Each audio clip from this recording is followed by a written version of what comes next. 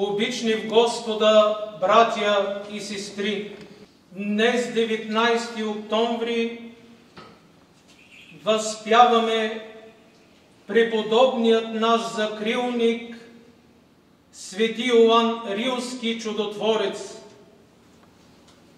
Преподобни Йоан се родил през 9 век след Рождество Христово. Целият си живот на рилският монах е подвиг в търсене на святост, единение в Христа, принадлежащ към вечният живот. Божието благословение и Неговата велика милост и общението със Светия Дух да бъдат с всички вас. Амин. Честит и благословен да бъде празника на многая и благая лета.